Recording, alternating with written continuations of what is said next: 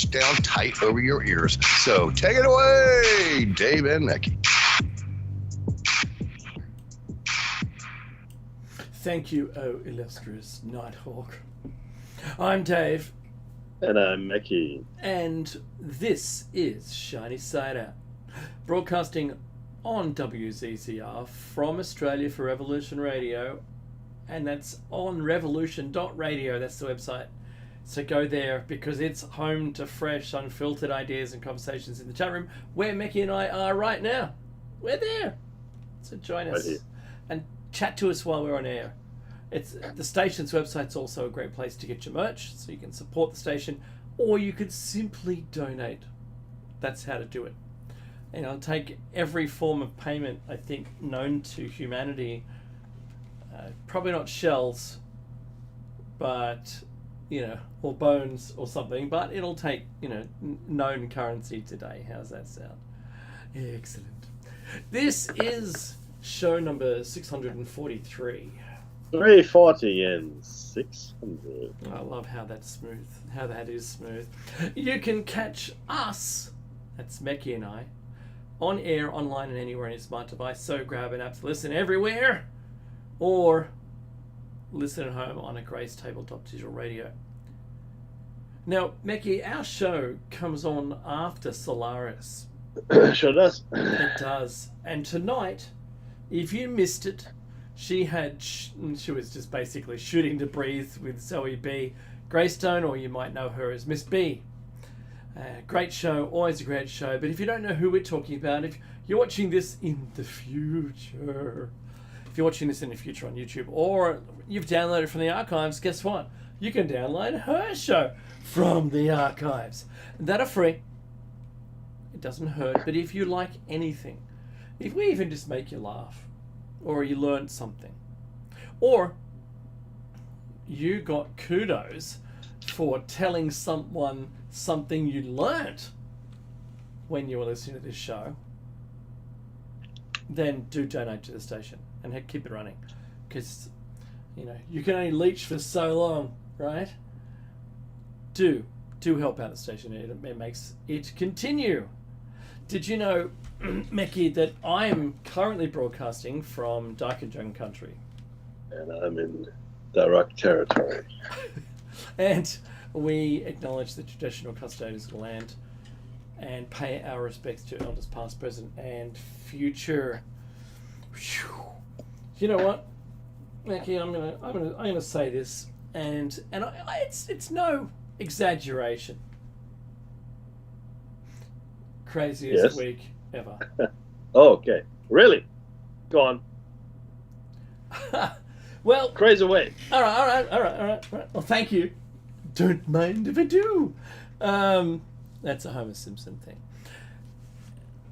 This week we saw the largest release of passwords leaked.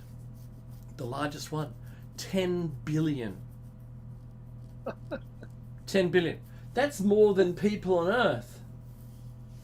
That's insane. We're at 8 billion, and this is called RockU 2024. That's the release of these passwords. Now, I implore you, actually I don't. Do what you want. You can be in the next release if you're a pork chop, right? You should have multi-factor authentication on everything you have. Doesn't matter what it is. That's the baseline of having an authentication somewhere. Baseline. Anything else is better. And the baseline is you've logged in, it sends you a code to your phone, and then you type that code in. Oh, yeah. Therefore, nothing of yours could be stolen. You can't get, unless someone has also gained access to your phone to be able to see the code. It's only a code that's going to work within 30 seconds. So they're not going to be able to do that again later at some other time using that same code. So look, it's the kind of the toughest thing we have right now, but that's a baseline. All right. So do that. and avoid your stuff being released to the internet, because I'm going to suggest that with all of this, in one of those in the 10 billion, if it's yours, then good luck. Good luck with that. And do you know, Mickey, what the most common password is? Password? Yep. You really? Yeah, with a capital P. Still? Yeah. I Not according to this news story. That's just historically.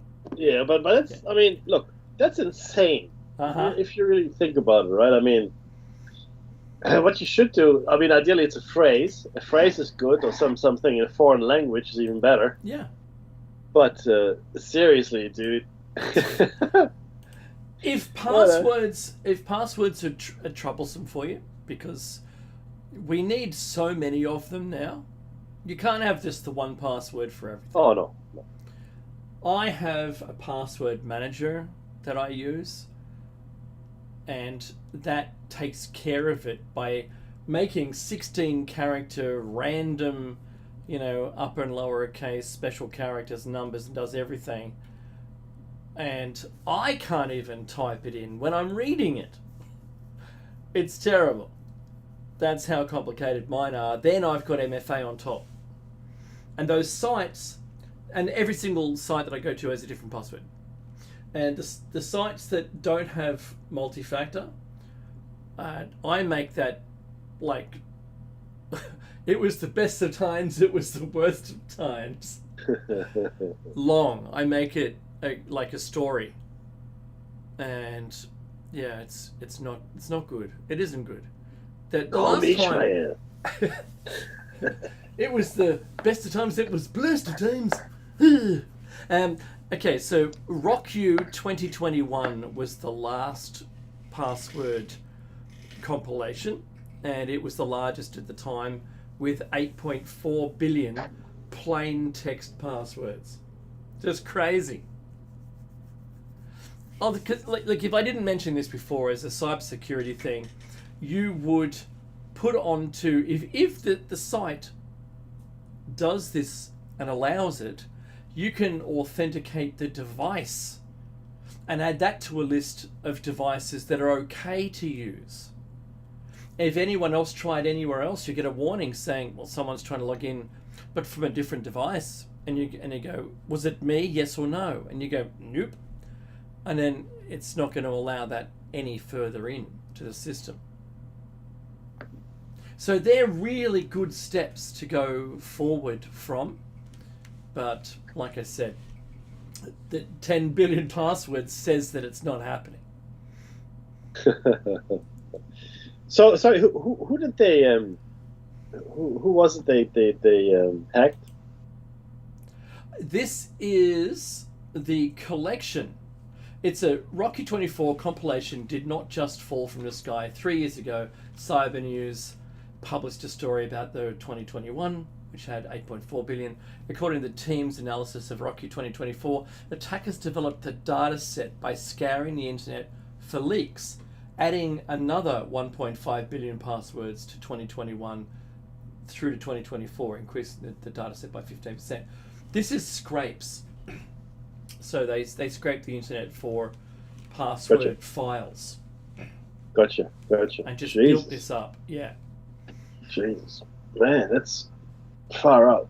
I mean, that potentially is everybody's password, really, if you think about it. Unless one person has got 1 billion passwords. I have 1 billion passwords.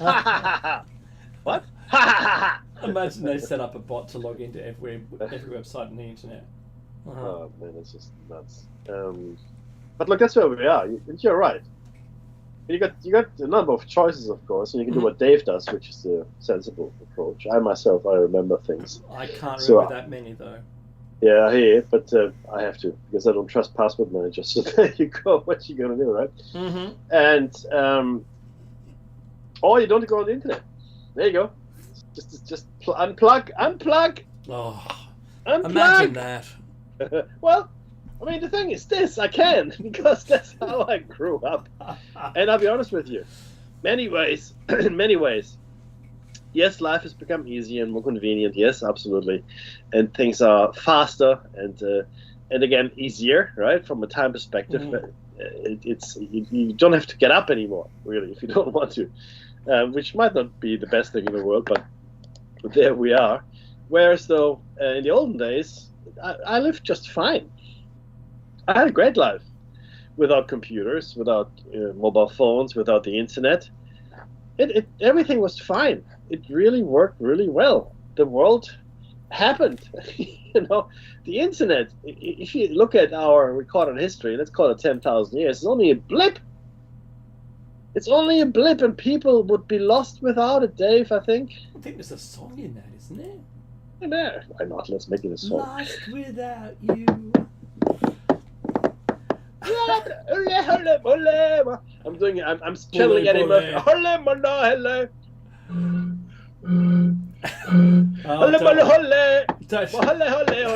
Do you know what? That's gonna turn up on someone's CD Baby account as someone listening to one of their songs. Because my music's on registered, all of it's registered with CD Baby. So if it's ever anywhere on the internet at all, I get a royalty for it. I don't really care. That's that. You know that just musical number. That's gonna make us go viral. There you go. As long as we're not saying anything terrible in another language, I'm alright with it. I have no idea. There's something interesting about what this means, though, right? So we've seen how crazy. Oh, that's not the right screen. Yeah, I'll get there. There we go. We've seen just how crazy exploits have been, but this breach now can contribute to a cascade of further data breaches, financial frauds, and identity theft. So identity theft is the worst. It's the worst thing to have to deal with, because then someone's being you, and that can't be good. Can't be good for you. Let's just put it that way. And so anyway, that's my warning. My warning to the world, the whole world, according to 10 billion passwords. And if you have security software on your machine, or you have a website that you use all the time that warns you of, how many times your password, or there's a breach, or it's been involved in something, you're probably going to see something pop up soon about the RockU 2024. It's just the way it happens these days. Mackie, I'm happy to turn everything off and just go outside and play with a stick. I know when I was a kid that there was going to be a stick somewhere that I could play with. Yes, agree. In fact, my kids, 10, I guess 9 and 3, they collect rocks and sticks when we go out. And then they put them on the letterbox, because we get a fairly chunky letterbox, and they just put them on top. Don't move those! Papa, don't move them! They're all sticks and rocks. I said, okay, I understand, I got it. The other day, my 3-year-old came home from daycare, and he fished in his pocket and shows me this rock. Huh? Well, that's a great rock, son. And I think, you're right, Dave. There's always a rock. There's always a stick. And I think we have forgotten the simple joys of life. I really do. I've been thinking. This is what I've been thinking. Why do we break our back doing this and trying to wake people up? No, I mean this seriously. Just bear with me for a second here. Now, most listeners to the station, they probably are on the same page as we are. Well, all different pages, but probably the same book. Okay? And the rest of the world is not. In fact, the rest of the world would happily beat us to death if we started rattling the cage of their reality. Uh-huh. So what's the point? Will it always be just a few that see clearly? Will it always be just a few that are not satisfied, or as Morpheus put it, that have a splinter in their mind? Mm-hmm. Will it? I mean, I'm inclined to think, well, if you don't want to know about it, and if you're going to just do your work, shopping, sleep thing, mm-hmm. then maybe what's coming your way, you deserve it. Because there's this ancient saying that says people always have the government they deserve. Right? Oh, that's a good one.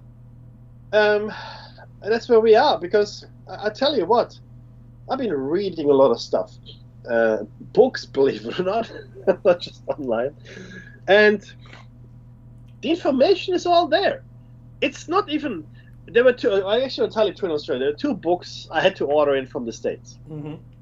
One was called Extreme Prejudice, and the other one was called The Hunt for Zero Point. I can't buy them here. I had to go get them online. Mm-hmm. That's okay. Mm-hmm. Now, Extreme Prejudice tells the story of a CIA asset that knew all about the non-links between Iraq and Osama bin Laden, Mm-hmm. and in fact warned Washington before the attacks, etc., but completely ignored. And now we know, of course, we understand that they wanted these attacks to happen. And I'm not saying they actually planned it all, but they certainly let it happen. And then she was arrested, and she went through the ringer. It's a really interesting book. And it's Susan Lindauer, I think her name is Susan Lindauer. Anyway, so just to have a look at that. So it's not like the information isn't there. And you've got things like, all the 9/11 documentaries as well. And it's not just 9/11, really. It isn't. I mean, you look at 2008. 2008. They made a movie for you. Well, look, again, I'm not speaking directly in our listenership here. Mm-hmm. I'm talking about, The Great Short. I'm talking to the people out there that may not listen to the station, right? Yeah. But they made a movie. It's listed as a comedy. It's the comedy section. And it's there. And I watched it many times now, and it almost completely lines up with my research on all the things that actually happened that day. Not just that day, but those days and weeks and even months and years beforehand, if you will. And it's very clear. And it's insane. But no one does anything. Okay, so Mackie, just real quick, the two biggest things that have changed history, changed the course of humanity in the last 25 years. 9/11 and 2008, financial crisis. The two biggest things had the two biggest movements of money. And now we have the war in Ukraine, which is the next amount of money moved. Is that bizarre? Yeah. Or intentional? It's not coincidental. Oh! So when I look at it, at the three biggest movements of money, the two historical, 2008 and 9/11, yeah. And now the Ukraine war. That's is it right? Is it intentional? Is it all by design? Look, sure, money fixes things. Yeah, it does. And maybe money was needed to fix things. Or maybe it wasn't. Because, policies and like you mentioned, why did we go there? I mean, Saudi Arabians were the people who meant to, were named. They were Saudis, they weren't Iraqis, but we still went to Iraq anyway.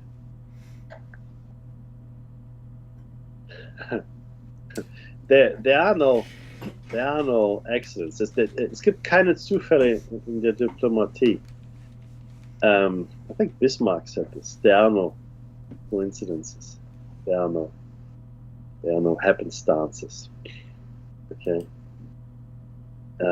When you see something is happening, it happens for a reason. Okay.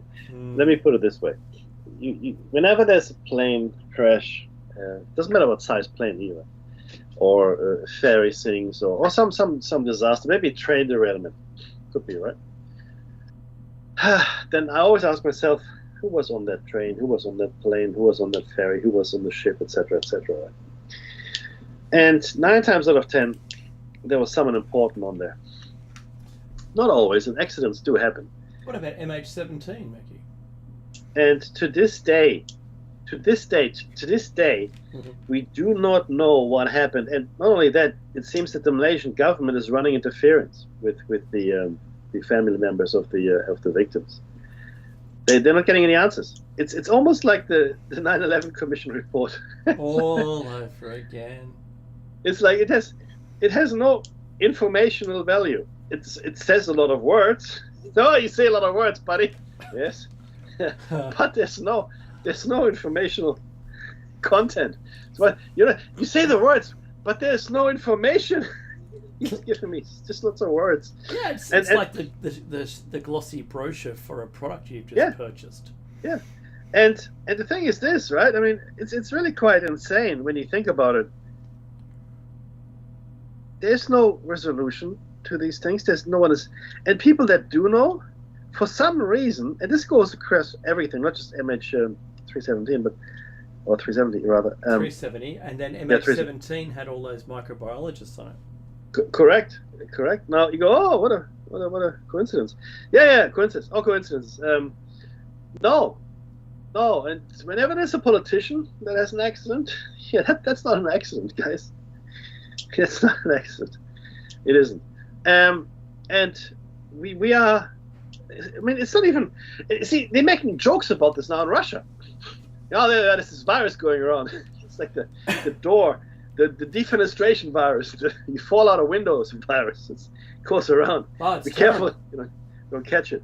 Oh, it's terrible, making those shiny floors. The slippery floors in the open windows. Yeah, but it's I'm all not gonna catch viral. No, you don't catch it. Just be careful. Just make sure you drink your chicken soup.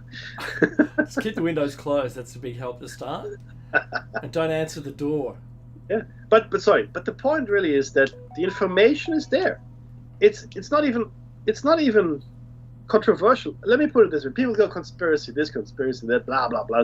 So conspiracy theory, or conspiracy theorist, the word, and we discussed this before, has a very negative connotation. Mm-hmm. Yes, it just these days you can't even say it without people raising their eyebrows. It's like a Pavlovian response.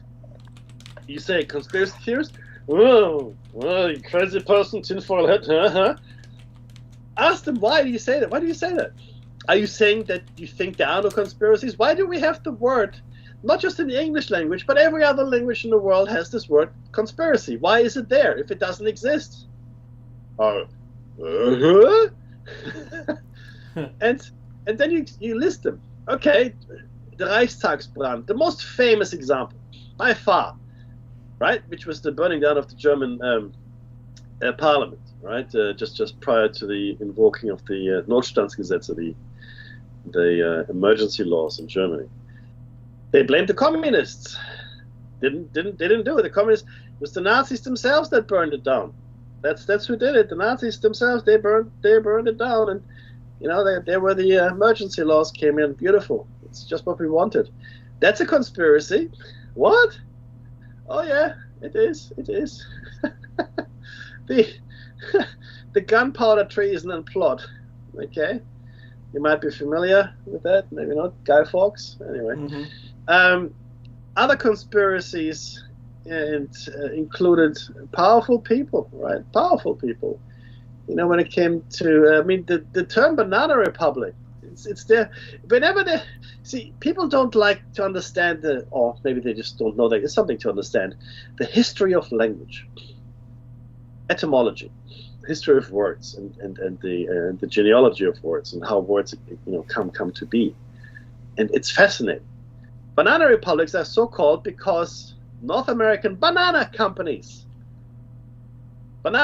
use the CIA and other means at their disposal to set up dictatorships or juntas or governments that were in favor of their banana corporations, so Americans can have cheap bananas. It sounds like a bad joke, right? But anything that has money in it, people will kill for. People will, create conspiracies around to ensure that we can overthrow the governments that won't let us farm all the bananas that we want. It's like if there was a crisis and people started beating each other up for toilet paper, it's just as ridiculous. Oh, hang on, that actually happened. Oh, yeah, it did. Right? Or if you're a farmer, Mackie, and your neighbor, you're using heirloom seeds, but your neighbor uses, Monsanto/Bayer seeds, and their seeds blow over onto your land, Your they fault. can sue you. Yeah, because you didn't blow back. You That's should be right. standing there.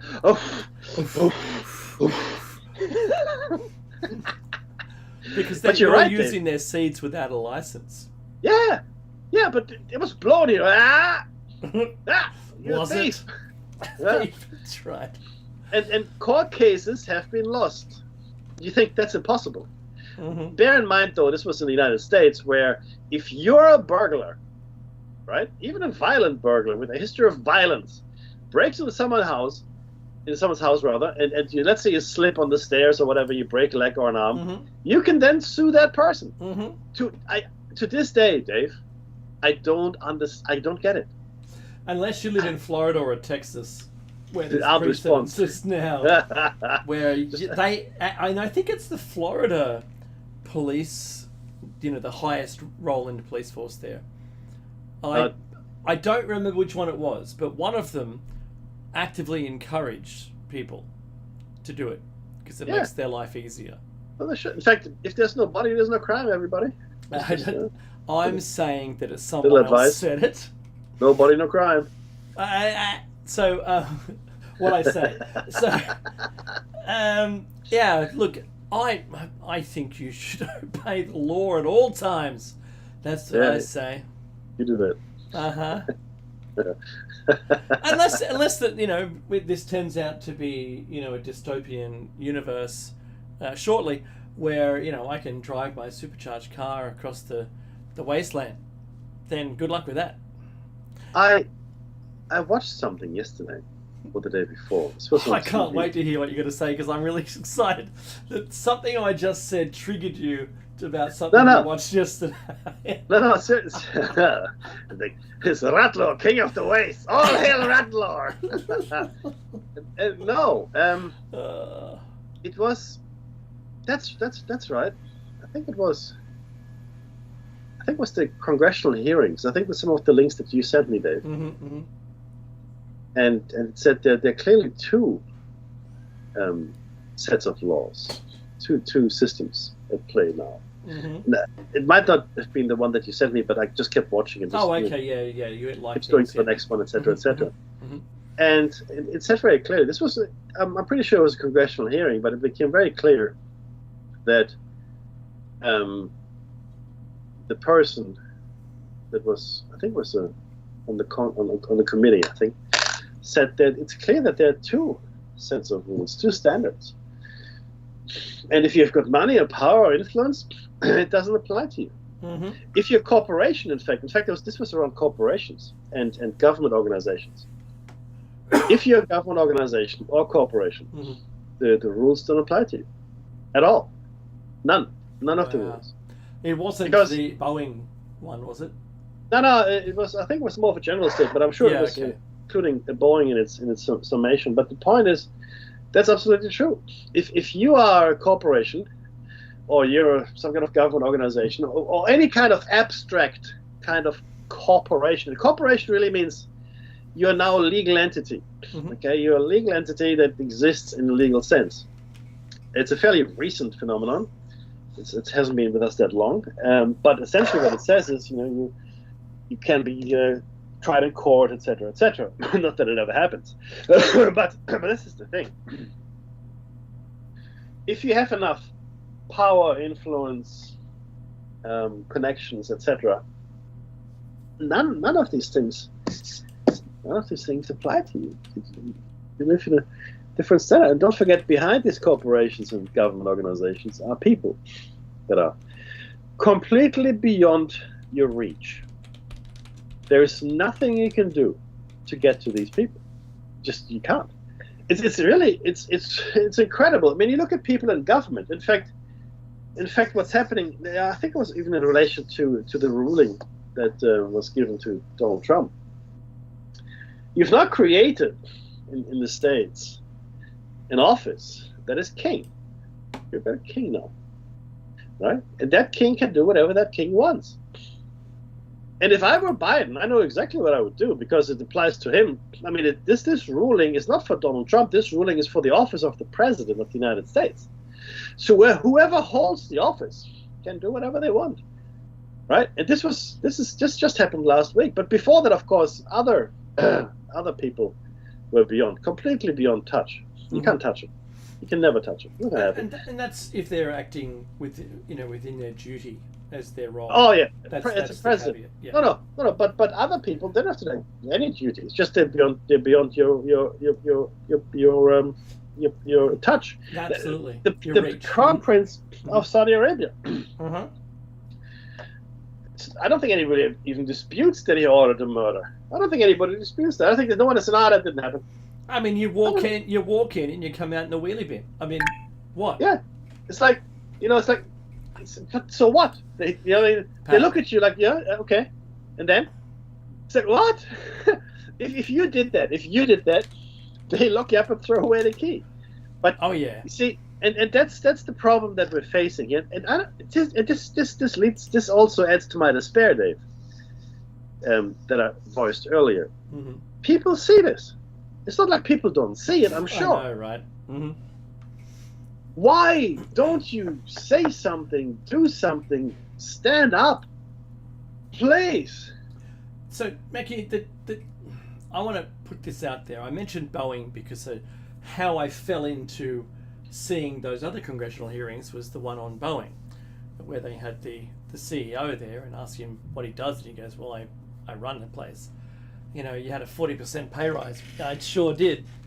But, all these things have happened and there's so many lawsuits and everyone, he mentions all those things, which I don't care for. What was never mentioned? Never. Was that two Boeing whistleblowers, co-linked whistleblowers, recently died within 2 months of each other. One of them from an MRSA, multi-drug resistant, blah, blah, blah, bacterial infection. And the other one was from a gunshot wound. That's still under investigation. Two whistleblowers. Huh. What? I'm only asking a question because I'm not saying anything here. I don't know anything about the company itself. But that sounds like you're working for a mob boss, right? Yeah. You ratted out the company. That's it for you, right? Yeah. It's like, what? My goodness me! No one even blinked an eye. Does it matter? It barely made press. And one guy dying of something. Yeah, sure. Gunshot wound. Far out. Wow. All right, look, maybe it must be just me. I'm too sensitive, Mackie. That's what it is. That's you are mollycoddle. You're just a mollycoddle vanilla fairy. My problem.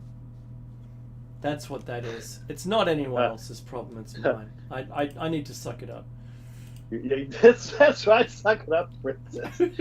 I had conversations like that at work, even recently. You wouldn't think that you do anymore these days, but oh boy, do they still come around. I do want to just respond here to Bill Grant, who happens to be on Mitchell Bubbs. Mitchell, yeah. Yeah, Mitchell Bubbs' computer. So Bill, I recently spoke to a friend of mine about Nick Cook and his book, The Hunt for Zero Point. And so that's one of the books you can't actually buy in Australia. I had to order it in from overseas. I have it now.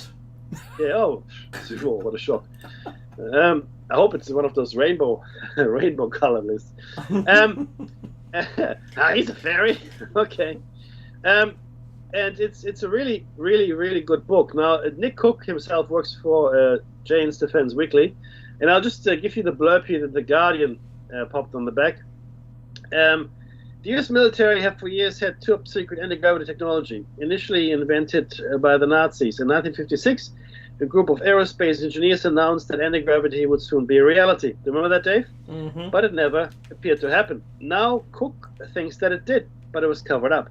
Cook relates investigations in splendid cloak and dagger style with the low-lit X-Files scenes of secret meetings and nervous witnesses. Now, the book itself is only about 350 pages or something. It's, it's not a massive book.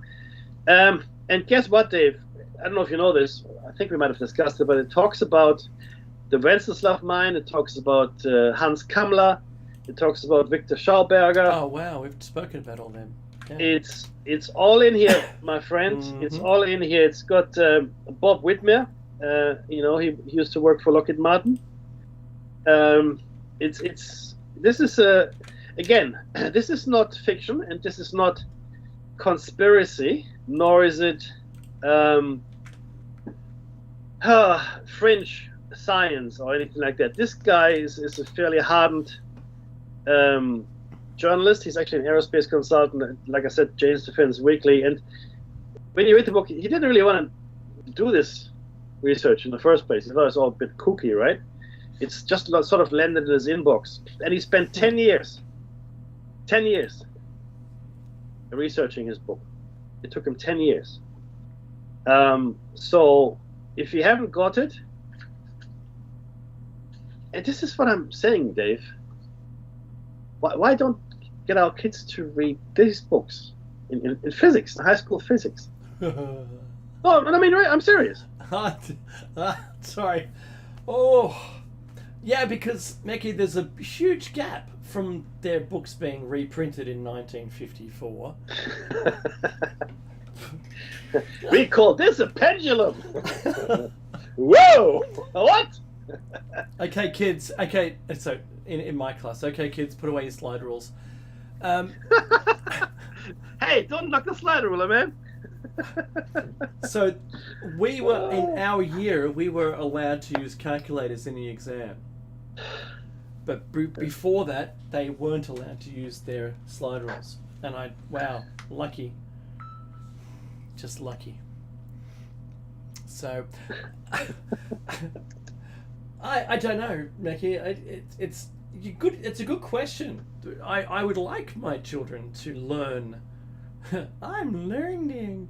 I'd like them to learn something that wasn't 1,000 years old. I'd like them in an appropriate class to learn about ancient history. That'd be great, right? Or prehistory. I have these. So my daughters are 9 and 10. They're ish. 9 and 10-ish. 8 and 10, really, but they're really, they're half a year apart. Anyway, point is this. The time I spend with them, we talk, play chess sometimes, it's different, but I do watch these things on YouTube and elsewhere, the 411 stuff, then there's Paranormal Caught on Camera, all that stuff, right? The Ranch. And my kids are fascinated by it.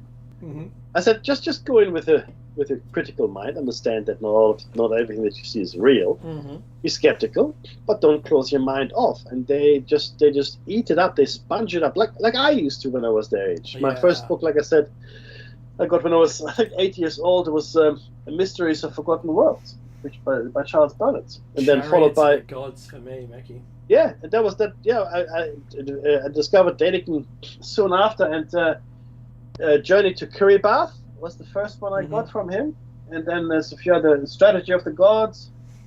What else do I have here? What's this one?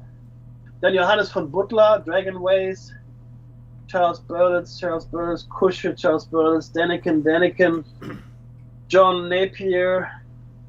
Oh, look, I got all the books in the world. But the point is, yes, Dave, if you expose, and you were exposed too early, I was exposed too early for whatever reason. And even Leonard Nimoy's TV show, that he was talking about all these, weird and wonderful things. Carl Sagan. That's what I grew up on. Yes. And, and a mother who was into the paranormal, right? Yeah. Yeah. Again, my family was similar to yours in that way. Absolutely. Mm-hmm. And look, ultimately, I believe that we should expose our children to this, because this is the stuff you don't learn in school, which is nonetheless true. Okay, it's not accepted, it is not common knowledge, and it's not part of the official narrative, right? And this is really critical to understand. And I know I talk about it until my lips bleed, but this is important. We are caught in a Western view of world history, completely, right? I mean, even with the global culture, you could argue. I mean, there are countries that don't adhere to it. You know, they've got their own culture, their own history, which is awesome. But the dominant world culture that is affecting a lot of countries in the world is the Western, and specifically at the moment the North American or the US culture, right? And the view of the world. I mean, we still talk about the discovery of America, Dave. Yeah. Right? The discovery of Australia. Well, it's silly because someone was already there. Someone is... people... Oh, we celebrate Livingston and what's his name, Burton, right? I think it's Burton. They found the source of the Nile. People were living there already. That's right. They're living there. If you go to Mars and you find stuff, that's different. I go, okay, that's new, right? And Mars hasn't been inhabited. Oh well, as far as we know, anyway. Let's just go with the official narrative. No one lives on Mars, and whatever you find there, you discovered it. Good for you. Well done. Just here in the atmosphere, Mackie, though, in the atmosphere of Mars is xenon, so nuclear xenon. So it doesn't. Let's pretend that no one was ever there. No, you're right though. There's evidence. This is maybe we should have shown that. Yeah. There's evidence for a nuclear war on Mars. What? No, there actually is. And this is the crazy thing because this, as Dave said, there's a radioactive isotope. Yep. That does not occur in nature. No, that's right. You have to make it. Yeah. And the best way to make it is when you blow up a nuclear bomb. Yep. But so that's the truth. That's a fact. Mushroom farms, Mackie. Yep. Yeah. So anyway, but you're right, Dave. You're correct. But see, but we still talk about these explorers and these, the circumnavigators and whatever, right? And we know that ancient world maps existed well before those folks. I know, even with no ice on Antarctica. Mackie, it's no different than you, because we had one today. In July, an ice cream truck driving around our streets. You discovered it? Well, had I discovered it, I could have written all about it. I discovered an ice cream truck. There's a guy driving it, but I discovered it. Yeah, it's all me. This whole story's about me. Wow. And this is the Western view of the planet. Yes, it is. You just Columbus. Hey, yeah, good on you. You discovered a place full of people already. And for me, it's like the Bible. Was it Cain or Abel, whoever it was? The kids, I don't care. They just walked across to the nearest town that already existed, full of people. Right? In the land of Nod. Yes. Yeah, it was in Nod. That's right. So, who are those people? They're with Keith Richards. They were here when I got here. What? God, what? I saw a meme with Keith the other day. I know. Yeah, very funny. Very, very funny. So, yes, you can't discover something where there's already a person. They didn't discover it. They were living there already. Someone else, let's just say it goes way back. Fools. What I would love? I would have loved for like these longboats, like long canoes to arrive in, I don't know, in London or London, Dover. Like, we discovered the new one for Chief Sitting Bull. Let's plant our flag. He gets out and puts a flag into the soil. Yeah, let's take some scalps and take some of the natives back home. Oh no, but it could easily. I mean, the thing is this is really interesting. If you look at South America specifically, North America is probably slightly different, but if you look at South America, the Amazon basin, but even Mesoamerica, South America, and the levels of development, sophistication, civilization, civic and civil engineering, etc., that existed, contemporary and before European cities. Yeah. And I'm talking about like the Middle Ages, talking like, the 500s, the thousands, Yeah. So 1,000 years ago, 1,500 years ago, etc. There's no reason really, other than maybe interest or lack of interest by the South Americans, why they couldn't have built a massive flotilla, or ships, to sail them across the Atlantic. Now they probably would have landed in Africa more likely than anywhere else. Mm-hmm. But who knows? They might have gone up to I mean, if you follow the coast, you will eventually get to Gibraltar, right? That's and right. then you're in Europe, and it could have. I mean, if history had just been slightly different, if they had maybe more of a naval capacity, but they didn't really need to, because the Amazon, especially with the Black Earth they had, gave them everything they needed. Why so they even weren't leave? forced. I know, right? Yeah. Whereas England and Europeans in general, they were compelled to trade. Number one, the climate was a lot harsher than in South America. Mm-hmm. Number one, so you're more inclined to be more mobile and go and find more stuff to trade on. Develop these trade routes. And secondly, England is a very small place, so they've always had, I guess, surrounded by what always had a navy or naval capacity, right? And then the Spanish, luckily, were all destroyed by the storm. But how cool would it be if these South Americans, and we don't know who these people were. They weren't Aztecs or Mayas or Toltecs, maybe even not Olmecs. Mm-hmm. We don't know who these people were that built these massive complexes in the Amazon basin. We just don't know. Mm-hmm. We don't know. But they're there. They're there. You can't deny it. It's there, physically. There. The Black Earth, also there. It's there. You can touch it. The architecture, though, does match a period in time where everyone was seemingly doing very similar things with megalithic structures, and we're going to have the second hour is talking about this. So that's a bit of a segue. Becky, I wanted to say, like, we could go somewhere to like an uninhabited place. And we mentioned Mars a bit earlier, but we could terraform it using a moss. Oh, yeah, like a leech. No, yeah, that's interesting, isn't it? Fungus, I'm thinking. I think about. Is it a moss? Yeah, it's a moss. So there's a desert moss, and we could actually get that growing because it works, according to Chinese scientists. That published a recent article about this due to this extraordinary resilience. Centrichia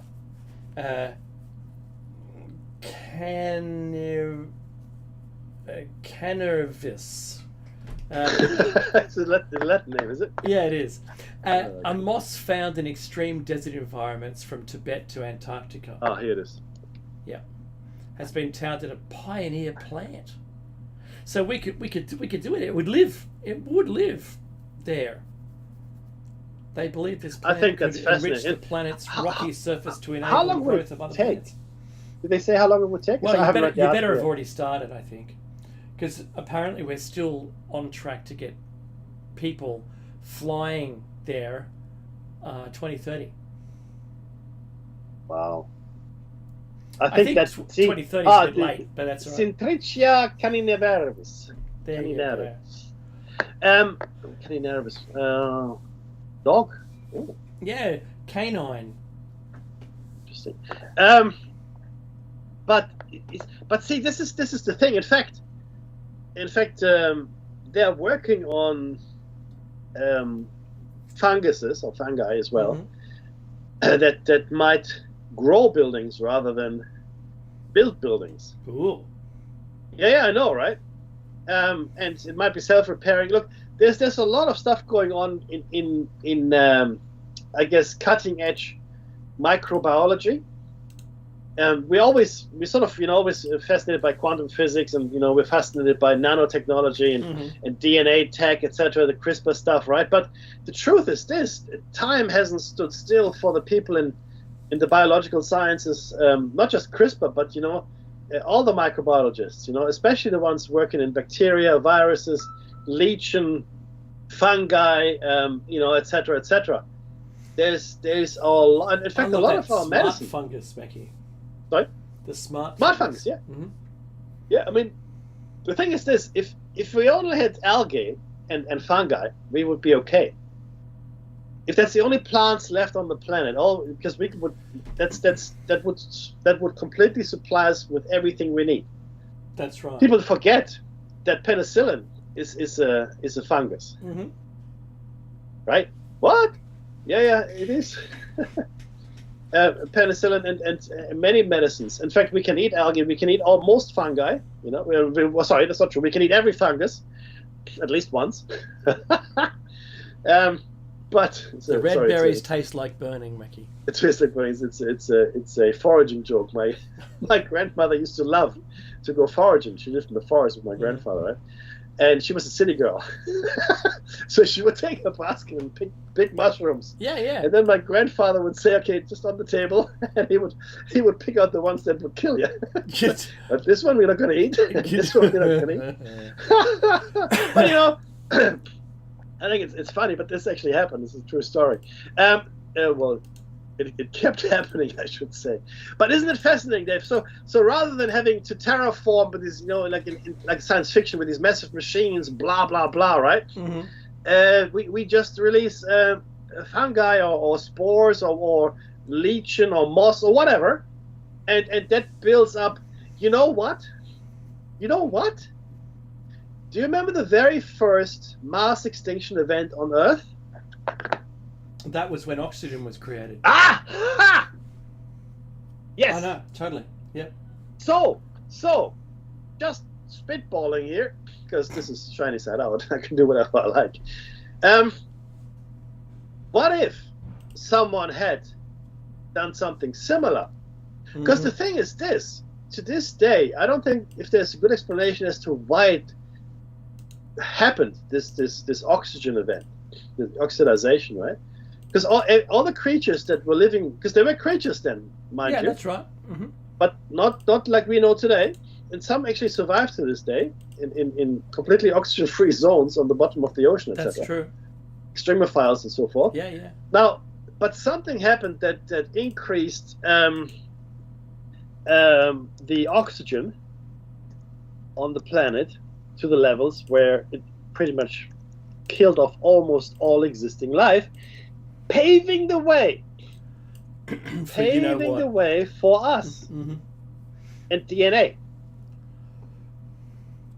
Okay, so is that what happened? Did someone plant some leeches? And this apparently happened. Yeah. It's called the Great Oxidation Event. It occurred sometime between 2.4 to 2.1 billion years ago. That's right. What it says here, gradually the cumulative oxygen started escaping the atmosphere. And this is cyanobacteria. How cyanobacteria changed life. How? Well, Mickey, in War of the Worlds, the Martians came here to try to terraform our planet with the red plants. That's right. And right now, our idea is to populate Mars by using moss. Isn't that something? I think that's pretty cool. Oh, I'm going to still put the warning out. There are microbes over there we've never experienced. And you think it's dangerous here. You think it's, who knows what's going to happen next. But the thing is this, it was the cyanobacteria that were producing the oxygen. That's right. Now, why and how and why all of a sudden, and by the way, this oxygen, it wiped out 90% of life. Yeah. At that point. It'll do that. But how did it happen? I have to really do some more research. It's all they say is a class of organisms called cyanobacteria appeared. They just appeared, Dave. That's all you have to worry about. They just appeared. Yeah, they would have got a fee for that too, an appearance fee. If I was their manager, they would have got an appearance fee. Hey, look, this is David Mickey, Shiny Side Out, end of the first hour. After that, we're going to be coming back and we're going to be talking about megalithic builders. See you after the short break.